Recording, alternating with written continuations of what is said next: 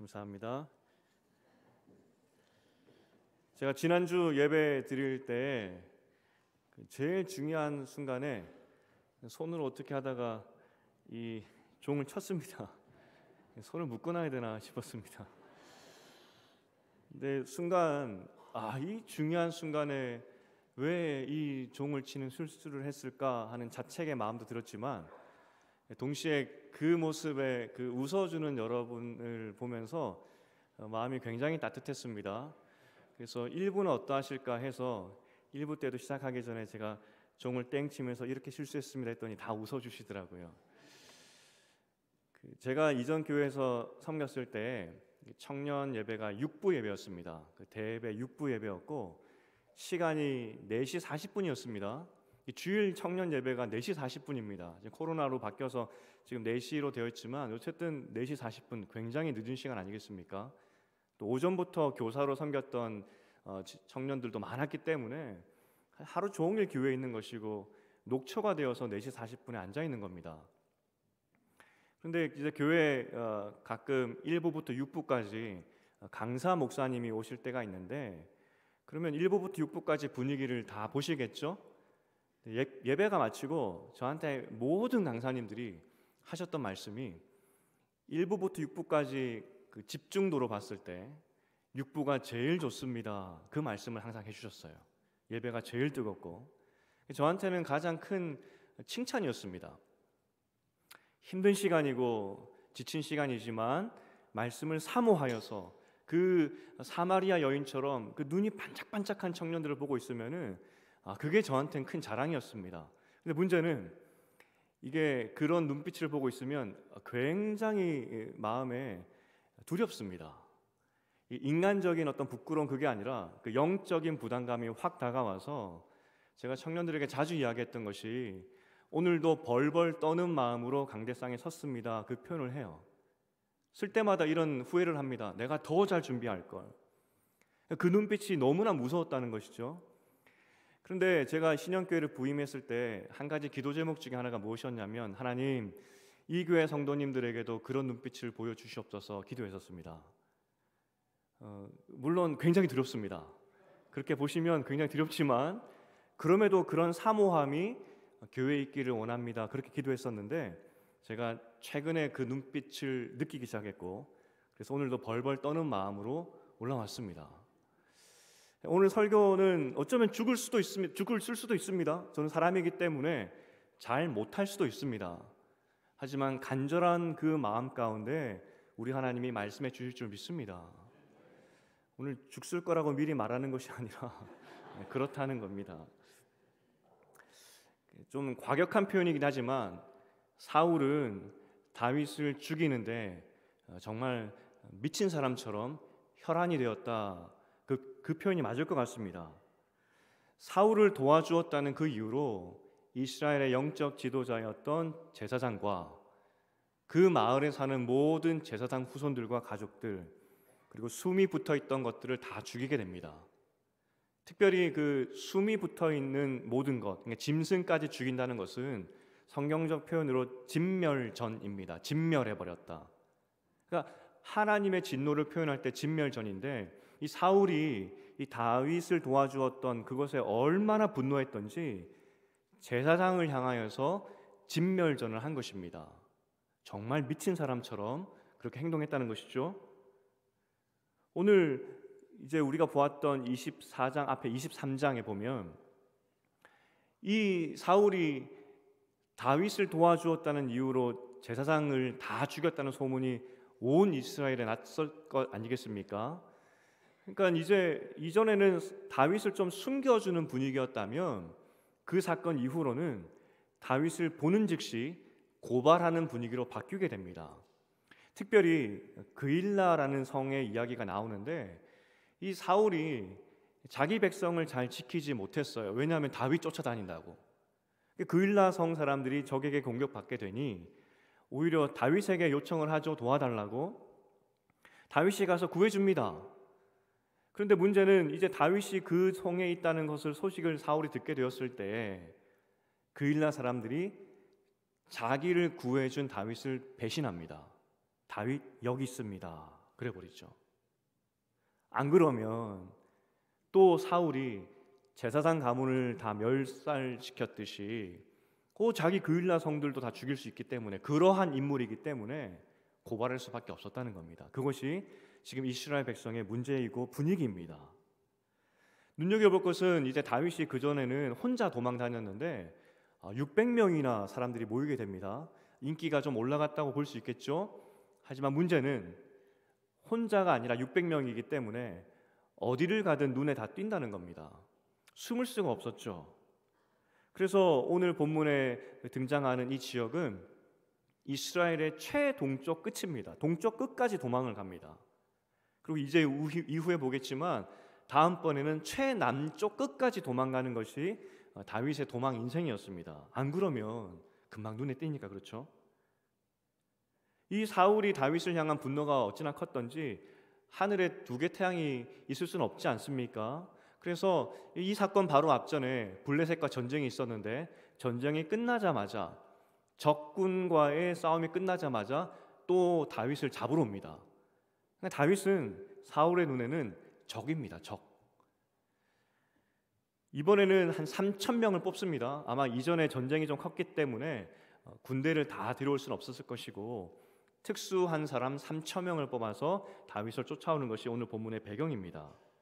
그런데 3절에 보면은 뒤를 보러 들어갔다고 이야기를 하는데, 이 쫓다가 여기 다윗이 숨은 지역까지 왔는데 그곳은 동굴이 많은 지역이었습니다. 거기서 배가 아픈 겁니다. 그래서 화장실을 갔다, 그 표현입니다. 그런데 갔더니 하필 그 다윗과 다윗 일행이 숨어 있었던 그 동굴이었던 것이죠. 그때 4절에 보면 다윗과 함께 했던 일행들이 이 다윗에게 이야기를 합니다. 보소서, 여호와께서 당신에게 이르시기를 내가 원수를 네 손에 넘기리니 내 생각에 좋은 대로 그에게 행하라 하시더니 이것이 그날입니다 이야기를 합니다. 절호의 기회라는 것이죠. 하나님께서 그 사울을 죽여도 된다라고 당신에게 생명권을 넘기셨는데 오늘이 바로 사울을 죽일 수 있는 그날입니다. 그렇게 이야기를 한 것입니다. 실제 혼자 변을 보고 있기 때문에 덤벼들어서 죽이면 얼마든지 죽일 수 있는 그런 상황이 된 것이죠. 그런데 문제는 이 사람들이 말하는, 정말 하나님께서 다윗에게 사울의 생명을 넘기신 것이 맞을까 하는 것입니다. 물론 이전에 그 요나단과 여러 사람들을 통해서 하나님께서 원수의 손에서 너를 지켜주겠다, 이 약속은 여러 번 하셨습니다. 하지만 한 번도 하나님은 사울 죽여도 좋다, 이 말씀을 하신 적이 없습니다. 만약에 하나님께서 정말 사울 죽여도 좋다라고 말씀하셨다면 오늘 본문에서 다윗은 사울을 죽였을 것입니다. 하지만 죽이지 않죠. 이 말이 사실이 아니기 때문입니다. 어찌되었건 다윗은 이 말에 동하여서 가만히 사울 옆으로 가게 됩니다. 근데 좀 이상한 것이 사울이 볼일을 보기 위해서 겉옷을 옆에다 뒀을 것입니다. 아마 멀리 두진 않았을 것이고 옆 근처에 뒀을 것인데 어떻게 조용히 다가가서 그 동굴에 적막한 곳에서 옷자락을 잘라왔을까 하는 겁니다. 어떤 사람들은 동굴이기 때문에 캄캄했고 아무것도 안 보이니까 그렇게 조용히 가서 잘라온 거 아니냐라고 생각할 수 있겠습니다. 하지만 사람은 어두운 곳에 가면은 또 시력이 금방 회복되지 않습니까? 익숙해지기 때문에. 그리고 이 동굴이라는 곳이 그 안에 무슨 동물이 살 줄 모릅니다. 산짐승이 굉장히 많았던 시절입니다. 그러니까 그 동굴에 깊숙이 들어갈 수가 없습니다. 무엇이 살지 모르기 때문에 굉장히 위험할 수 있다는 것이죠. 또 지저분한 이야기이긴 하지만 어쨌든 뒤처리를 하기 위해서는 너무 어두운 곳에 가면 힘들지 않겠습니까? 아마 동굴 입구 쪽이나 잘 안 보이는 곳에 그 정도에 있었을 것입니다. 그런데 어떻게 다윗이 거기까지 가서 옷자락을 잘 나올 수 있었을까? 더군다나 흙바닥입니다. 한 발짝 한 발짝 내디디면 소리가 나죠. 또 이 옷자락이 문제인데 이 겉옷이라고 했을 때 어쩌면 이 전쟁 중이었을 것이기 때문에 두꺼운 옷일 수도 있습니다. 뭐 꼭 그렇지 않더라도 왕의 옷이기 때문에 아마 촘촘하게 잘 이렇게 짜여진 그런 천이었을 겁니다. 다윗이 얼마나 날카로운 칼을 가지고 있었는지 우리는 알지 못합니다. 하지만 그 당시 기술로 그 옷을 조용하게 잘라내는 것이 쉬웠을까 하는 것이죠. 어떻게 다윗은 그렇게 자를 수 있었고 사울은 어떻게 자기 옷이 잘려나가는 동안에 누군가가 와서 그렇게 조용히 잘려가는 동안에 어떻게 모를 수가 있을까? 다윗이 특수부대 출신도 아닙니다. 어떻게 이런 일이 있을 수 있을까? 재밌는 상상으로 이 사울의 그 대변 그 장 활동이 너무나 활발하여서 엄청난 소리를 내가지고 그래서 사람들이 그 사울이 그 소리에 다윗의 가까이 오는 걸 몰랐을까? 그렇게 생각할 수도 있겠죠. 1부 때는 안 웃어주셨는데 감사합니다. 굉장히 제가 아직 초등학생인 것 같습니다. 저는 이런 지저분한 이야기가 너무 좋습니다. 어쨌든 몰랐다는 게 너무 신기하고요. 그런데 이 엔게디라는 지역을 우리가 다시 한번 잘 살펴봐야 돼요. 지금 엔게디 지역에 대한 사진을 혹시 보신 분이 있으시다면 완전 척박하고 황량한 곳으로 사진이 찍혀 나옵니다. 그런데 다윗의 시대 엔게디는 200m 높이의 폭포가 있을 정도로 굉장히 물이 풍부했고요. 나무도 많았을 것이고 또 농사도 굉장히 잘 되었던 땅이다 이야기를 합니다. 실제 아가서에 보면은 엔게디 지역의 포도를 찬양하는 그런 장면들이 나와요. 거기에는 굉장히 나무도 많고 물소리도 있을 것이고 또 새소리도 있었을 것이고 나무 사이를 지나가는 바람 소리도 있었을 것이고 아마 사울이 이렇게 용변을 보는 동안에 여러 가지 소리들이 있었을 것입니다. 그러하기 때문에 다윗이 몰래 잘 나가도 몰랐던 것입니다. 7절에 보면 그렇게 갔던 다윗이 이 600명의 사람들의 기대와는 다르게 옷자락만 달랑 들고 온 겁니다. 절호의 기회를 날려버린 것이죠. 600명은 도무지 이해할 수가 없었습니다. 아니 왜? 죽일 수 있는 이 기회를 아니 왜? 그렇게 사람들이 술렁거렸을 겁니다. 왜 죽이지 않았냐고. 그때 다윗이 그렇게 술렁이는 사람들을 향하여서 자기 말로 자기 사람들을 금하여 사울을 해치지 못하게 했다 이야기를 합니다. 여기서 금하여라는 원어를 우리가 잘 살펴봐야 되는데 하지 마 이 정도 의미가 아닙니다. 이것은 적을 진멸시킬 때 반으로 잘랐다 그 의미입니다. 그러니까 원어적인 의미로 다윗이 600명의 사람들에게 가서 한 말이 사울 털끝 하나만이라도 건드리면 내가 적군을 죽여서 반으로 갈라버리듯이 그렇게 가만두지 않겠다고, 사울 절대 죽이면 안 된다고 그렇게 이야기한 것이죠. 600명의 사람들 중에서는 정상적인 사람도 있었지만 이 불량배도 섞여 있었습니다. 욱하는 마음으로 달려들어서 사울 한 명 죽이기는 아무 일도 아닙니다. 그런데 다윗이 그렇게 거친 사람들을 향하여서 불꽃 같은 눈으로 이야기를 합니다. 엄하게 이야기합니다. 절대 죽이면 안 된다고. 여러분 다시 한번 상상해 볼 것이 이 이야기가 동굴 안에서 되는 이야기입니다. 물론 적절한 어떤 소음이 있었긴 하지만 이거 사람들이 죽이려고 막 술렁술렁 거리는데 한 사람이라도 미친 척하고 사울 죽이자라고 해버리면 모든 게 끝나버립니다. 그런데 다윗이 얼마나 엄중하게 이야기했던지 아마 속삭였을 겁니다. 속삭이면서 불꽃 같은 눈으로 너 이 사울 죽이면 내가 가만두지 않겠다고. 이게 지금 이 이야기의 내용이라는 겁니다. 아니 아무리 상상을 해봐도 어떻게 다윗은 이 죽일 수 있는 절호의 기회를 포기할 수 있었으며 누군가가 대신하여서 내가 죽여주겠습니다 라고 하는 그런 분위기인데 그럼 저 같으면은 그래 너가 좀 내 대신 좀 죽여주라고 그렇게 했었을 것 같은데 왜 다윗은 불꽃 같은 눈으로 엄한 말로 절대 죽이면 안 돼 그렇게 600명을 잠재울 수 있었을까? 왜 그랬을까? 오늘 본문의 키는 5절입니다. 이 옷자락을 가만히 베고 나서 그리한 후에 사울의 옷자락 뱀으로 말미암아 다윗의 마음에 찔려라고 되어 있습니다. 이 찔려라는 말을 우리는 양심의 가책을 느꼈구나.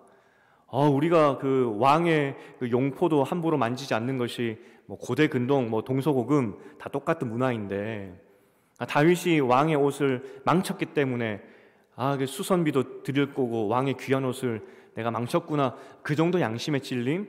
그게 아닙니다. 오늘 그 찔렸다라는 그 단어는 원어로 치다라는 뜻입니다. 모세가 그 애굽 사람들이 자기 동족을 괴롭힐 때 그 분노가 일어나서 그 애굽 사람들을 쳐 죽였던 때가 있었습니다. 그때 쳐 죽였다, 치다 할 때 그 단어가 이때 쓰인 겁니다. 그리고 사무엘상 5장 6절에도 쓰였는데 이 블레셋 사람들이 언약궤를 뺏어가지 않습니까? 이스라엘 백성들은 언약궤를 찾을 생각도 하지 않을 때 하나님께서 블레셋을 손으로 꾹 눌렀다 표현이 나옵니다. 그리고 꾹 누르면서 그 블레셋을 쳤다라고 이야기를 합니다. 얼마나 하나님께서 블레셋을 세게 치셨던지 이 블레셋 사람들이 자발적으로 이 언약궤를 이스라엘에게 갖다 주었던 사건이 있었습니다. 그러니까 이 치다라는 단어는 양심을 찔렀다 그 정도가 아니라 하나님의 오른손이 가차없이 다윗의 마음을 후려쳤다는 것입니다. 하나님께서 적군을 향하여서 손을 들어서 후려치시듯이 그 다윗의 마음을 좀 과격한 표현으로 후려갈기셨다, 그런 의미가 되는 것이죠. 오늘 우리는 이 옷자락을 가만히 배워오고 그 양심의 가책을 느꼈을 다윗을 보면서 참 착하다라고 생각할 줄 모르겠습니다. 하지만 그런 착한 다윗을 하나님께서 왜 그렇게 후려치셨겠습니까? 이 고대 근동에서 우리는 이 사건을 좀 봐야 됩니다. 이 고대 근동에서 옷은 곧 그 사람입니다. 특히 높은 사람일수록. 우리가 에봇을 걸어놓은 기드온의 이야기도 알고 있고, 왕이 가지 못하거나 제사장이 어떤 중요한 자리에 없을 때 옷을 걸어두기도 합니다. 왜냐하면 옷은 그 사람입니다. 우리는 그게 잘 이해가 되지 않죠? 그 문화가 잘 이해가 되지 않습니다. 예를 든다면은 부관 참시, 우리나라에도 그런 형벌이 있지 않습니까? 죽으면 끝나는데 무슨 죽은 사람을 관에서 꺼내서 벌을 줄까 싶지만 그 당시 사람에게는 굉장한 큰 형벌입니다.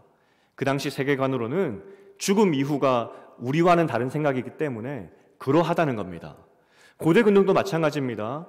그 옷이 굉장한 중요한 상징이고 곧 그 사람입니다. 이런 비슷한 예가 이런 행동을 통하여서 자기 마음과 생각을 드러내고 하는 것이 구약엔 굉장히 많이 나오는데, 얘가 욥이 죄를 뒤집어 쓰는 장면들, 슬픔에서 우리 생각에는 굳이 죄를 뒤집어 써야 되나? 나중에 목욕 어떻게 할 건지, 눈에 그 죄 들어가면 어떻게 할 건지 굳이 생각할지 모르겠지만 그것으로 내 마음을 표현하는 것입니다. 제사장이나 왕들이 슬픈 일이 있을 때 옷을 찢어버리지 않습니까? 아니, 저 아까운 옷을 왜 찢나 싶지만 그렇게 표현하는 것입니다. 만약 제가 오늘 예배 전에 이 물 한 바가지를 가지고 와서 제가 머리에 부으면서 지금 이 지구상에 전쟁이 너무나 많습니다, 너무나 슬픕니다, 하나님의 슬픔입니다 라고 표현했다면 여러분은 이해하지 못하시겠죠. 저 목사 이상하다 하겠지만 구약 이스라엘에서는 그것이 충분히 가능하다는 겁니다. 그만큼 행동이나 어떤 물건들, 이것들이 상징적인 의미가 굉장히 컸던 시대입니다.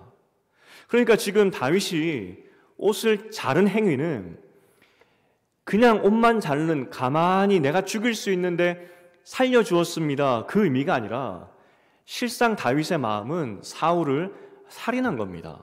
죽인 겁니다.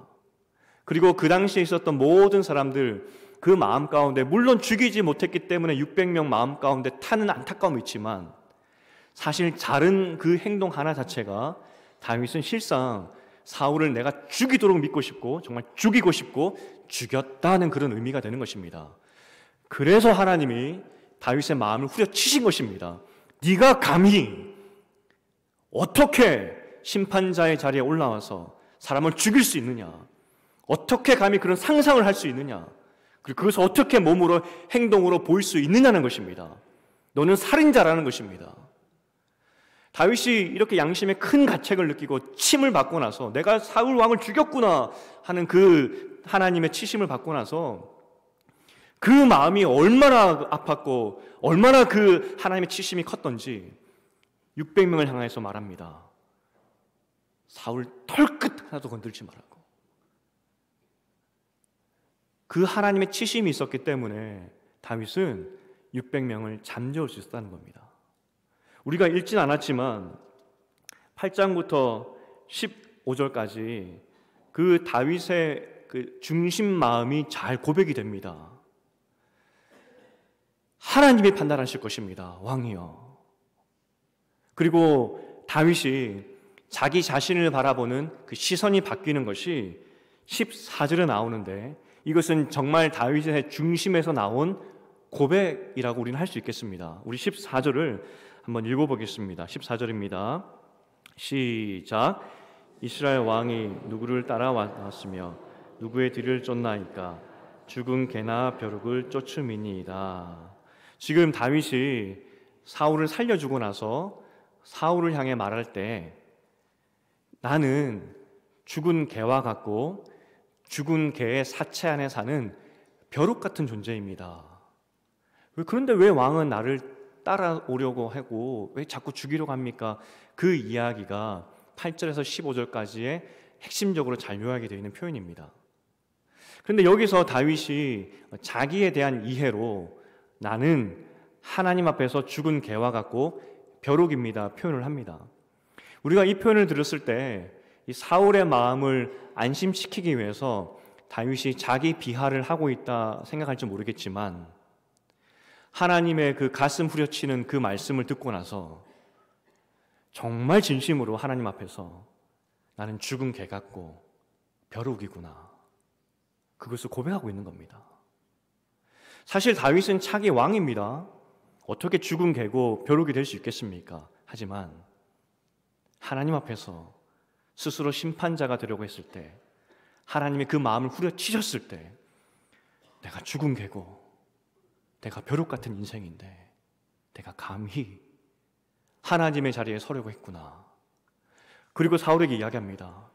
우리는 하나님 앞에서 아무리 왕이라 할지라도 죽은 개와 벼룩 같은 인생인데 우리 이렇게 살지 말자고.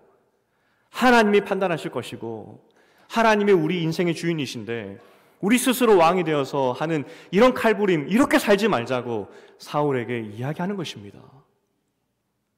그런데 놀라운 것은 이 후려침을 당한 이 다윗의 이 믿음의 고백을 통하여서 사울에게도 엄청난 변화가 일어납니다.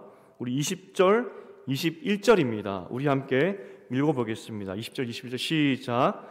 보라, 나는 네가 반드시 왕이 될 것을 알고 이스라엘 나라가 내 손에 견고히 설 것을 아노니 그런즉 너는 내 후손을 끊지 아니하며 내 아버지의 집에서 내 이름을 멸하지 아니할 것을 아니라. 사울이 울면서 고백을 합니다. 이것은 단지 내 목숨을 살려준 다윗에게 감동하여서 하는 정도의 고백이 아닙니다. 사울 입에서 최초로 고백을 합니다. 네가 왕이 될 건 나는 안다는 겁니다. 네가 왕이 될 건 나는 안다고.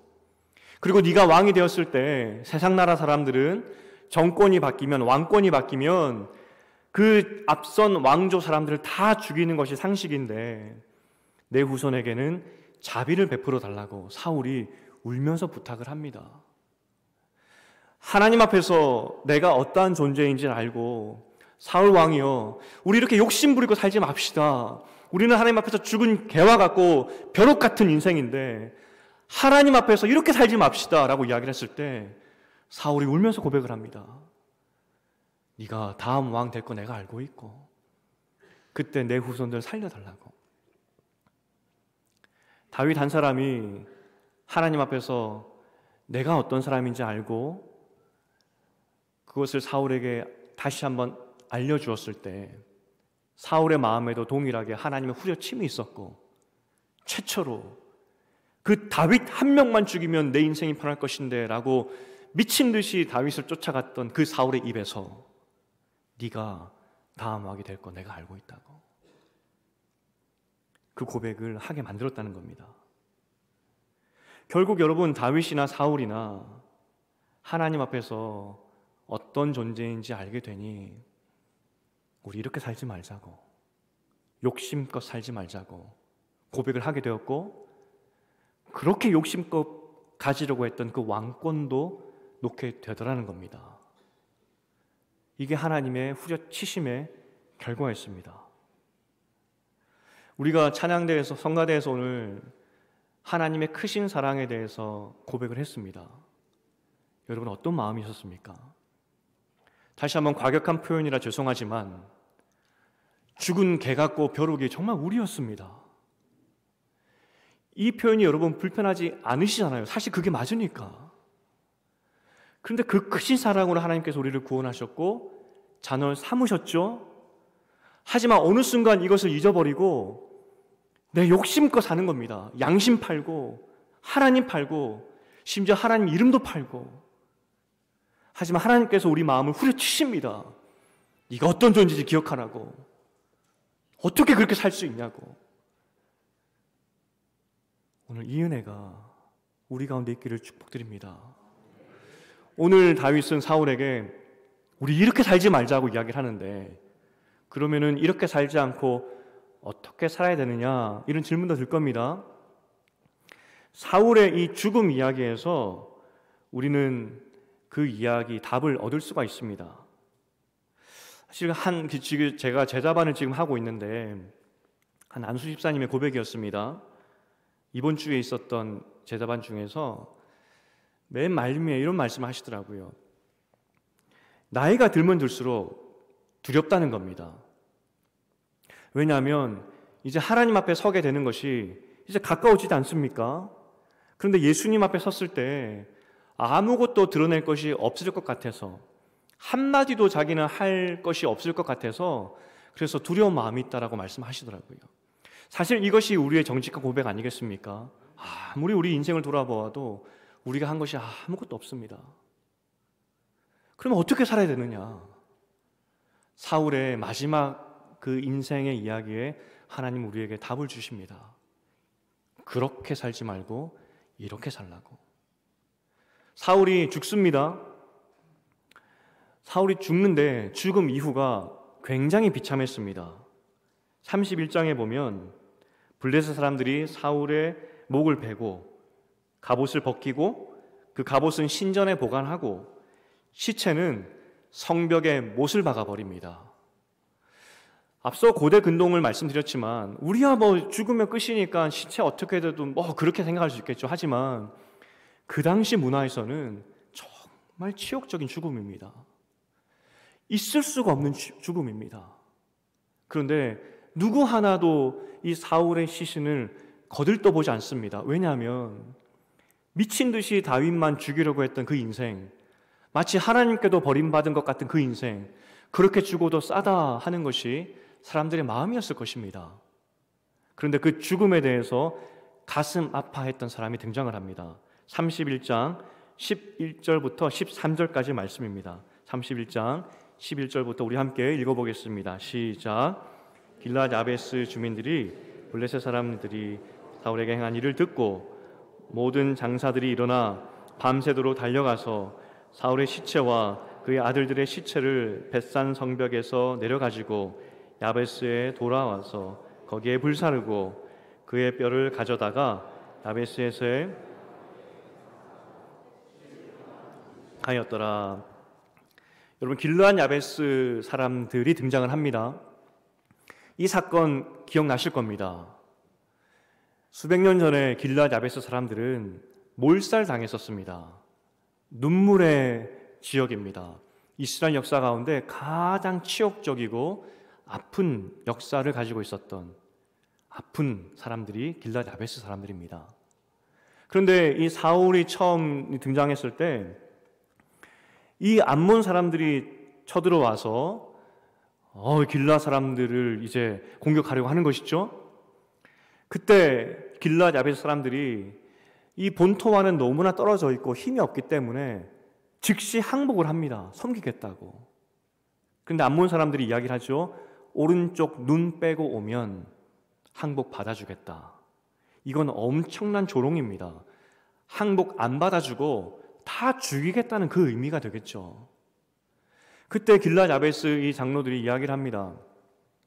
우리에게 시간을 주면 본토에 사람을 보내서 우리 형제들로 하여금 도와달라고 전령을 한번 보내보겠다고. 그리고 나서 아무도 도와주지 않는다면 그때 눈 빼고 당신에게 오겠다고 이야기를 합니다. 암몬 왕이 그걸 허락해요.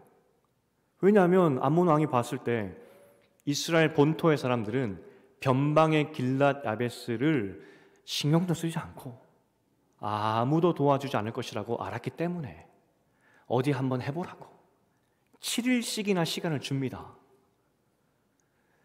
이 전령들이 사울이 살았던 이 성까지 도착을 하는데 방법이 없는 겁니다. 이스라엘 본토의 형제들은 자신들을 구원할 마음이 아무것도 없는 겁니다. 엉엉 울고 있습니다. 사울 성들도 엉엉 울고 있습니다. 이거 어떻게 해야 되냐고. 그때 사울이 이 소식을 듣고 하나님의 영이 감동하여서 온 이스라엘에게 전령을 보내서 길랏 야베스를 향하여 돌진합니다. 그리고 전쟁에서 이기죠. 오늘 길랏 야베스 사람들이 그때 사울이 자신들을 구원해 주었던 그때를 기억하고 그곳에 온 장정들이 일어나서 목숨 걸고 적진의 성까지 들어가서 사울의 시체뿐만 아니라 그 아들들의 시체도 걷어와서 장사 지내주고 7일 동안 금식했다는 것입니다. 그리고 사무엘상은 마칩니다. 사울의 이야기가 거기서 마칩니다. 비참하게 죽었던 사울의 이야기가 비참하게 끝난 것이 아니라 길랏 야베스 사람들로 하여금 장례 지내지고 7일 동안 금식하여서 잘 마무리가 되었다라고 성경은 끝이 나게 됩니다. 무슨 의미냐? 하나님께서 사울의 인생을 평가하실 때 그때 첫 마음으로 하나님을 위하여서 일어나서 목숨 걸고 길랏 야베스를 구했던 그때 이스라엘 백성들이 아무도 관심 가지지 않고 그냥 가슴만 치면서 길랏 야베스에 또 비극이 일어나겠구나 가슴만 치고 한탄하고 있을 때 용감하게 일어나서 그 나라를 그 성을 구했던 그 사울, 그 첫 마음, 첫사랑, 그때 내가 너무나 좋았다고, 그때 기억하고 있다고, 그걸 말씀해 주시는 겁니다. 평생 다윗만 쫓아가다가 인생 낭비한 것 같았지만 그래도 하나님께서 사울의 인생을 바라보시면서 그 길랏 야베스 사람들을 구원할 때 내가 너무나 좋았다고, 너무나 기뻤다고. 우리가 어떻게 살까라는 것이 궁금하고 우리 가운데 질문입니다. 우리는 하나님 앞에서 죽은 개 같고 벼룩 같은 인생인데 그러면 이 마음으로 어떻게 살 것인가 라는 질문을 여러분이 저에게 던진다면 오늘 사울의 마지막 이야기로 답을 드리고 싶습니다. 하나님께서 여러분 마음 가운데 찾아오셔서 다윗의 마음을 후려치시면서 너 같은 죄인을 내가 구했다고 그 구원의 기쁨과 감격을 주셨던 그때 그 첫사랑의 마음을 회복하시라고 그렇게 저는 여러분에게 답을 드리고 싶습니다. 이미 우리 하나님께서 여러분 강팍한 마음을 후려치시면서 우리를 깨닫게 하시고 하나님 은혜를 알게 하시고 하나님 한 분으로 만족합니다 라고 했던 그 고백, 그 마음이면 충분하다는 겁니다. 그리고 그 마음이 회복될 때 진짜 그때부터 우리는 새로운 삶을 살 수 있다는 것입니다. 우리가 새로운 변화를 꿈꾸고 있고 새로운 변화된 것들에 대해서 마음을 나누고 있습니다. 어떻게 하면 이 시대에 새로운 것을 살게 될까? 프로그램도 너무나 중요하고 어떤 제도와 새로운 것도 너무나 중요하겠죠. 하지만 우리에게 정말 필요한 것은 첫사랑입니다. 살아계신 하나님께서 다윗의 마음을 후려치셔서 하나님을 보게 하셨던 그때, 하나님 때문에 가슴 뜨거웠던 그때 마음을 회복하지 않는다면 우리에게는 새로운 출발이 없다는 겁니다. 간절히 바라기는 하나님 때문에 즐거웠던 그때가 회복되기를 주님의 이름으로 축복드립니다. 더 간절히 바라기는 우리가 이 예배당에 예배드리러 올 때마다 살아계신 하나님이 우리의 다친 마음과 우리의 강팍해진 마음들, 때로는 양심도 팔고 하나님도 팔아버리는 그는 우리 마음을 말씀을 후려치셔서 다시 하나님 보게 하는 그러한 은혜가 있기를 주님의 이름으로 축복드립니다. 제자반을 하고 있습니다. 제 말씀을 마치면서 제자반에 있었던 이야기를 드리고 싶습니다. 제자반 숙제 중에 하나가 무엇이냐면 간증문입니다. 이 간증문이 어떤 인생을 살아가면서 하나님의 기적을 나누는 그런 간증문이 아니라 어떻게 예수를 믿게 됐는지, 예수 믿기 전 그리고 예수 믿게 되는 계기, 예수 믿고 난 후의 삶에 대해서 써보는 겁니다. 우리가 이것을 굉장히 잊고 살아요. 그래서 우리 집사님들께 숙제를 드렸고, 그런데 이 이야기를 우리 권사님들께 했던 집사님들이 계셨던 것 같습니다. 그랬더니 그 권사님께서 내가 평생의 신앙생활을 해봤지만 그러고 보니까 간증문을 써본 적이 없네 하면서 나도 써봐야 되겠다 했다는 그 말씀을 드렸습니다. 우리가 하나님의 은혜를 깨닫고 절대 변하지 않을 것 같은 내 마음이 변했던 그 순간을 기억하는 것은 너무나 중요합니다. 왜냐하면 그때가 우리 인생에서 가장 아름답고 하나님 보시기에도 너무나 좋았던 그때입니다. 그래서 기억하는 것이 중요하다는 것이죠. 우리가 새로운 변화의 삶을 살기 원하고 새로운 것을 바라보기 원한다면 앞에 거를 찾는 것이 중요한 것이 아니라 우리가 받았던 은혜, 죽은 개 같은 벼룩 같았던 나를 구원해 주셨던 그 하나님의 은혜를 회복하는 것이 첫걸음이라는 겁니다. 첫사랑. 우리가 이제 찬양으로 고백하려고 하는데 오 놀라운 구세주 예수 내 주입니다. 우리가 험한 길을 걸어가고 정말 바위 같은 인생을 걸어가고 메마른 땅을 종일 걸어가도 피곤하지 않는 것은 그때 우리가 하나님을 믿어버렸기 때문에, 하나님의 자녀가 되었기 때문에 우리는 하나님과 함께 이 도심 안에서 평안한 인생을 살 수 있다는 것입니다. 그런데 오늘 찬양에서도 이야기를 하고 있지만 우리가 받은 은혜, 내가 어떠한 존재였는지를 기억하라는 겁니다. 그 은혜를 기억하면 지금 하나님께서 나에게 일하시는 것이 보여진다는 겁니다. 간절히 바라기는 그 첫사랑을 회복하시고 그 첫사랑이 하나님과 함께 여러분의 나그네 인생길이 행복하시기를 주님의 이름으로 축복드립니다.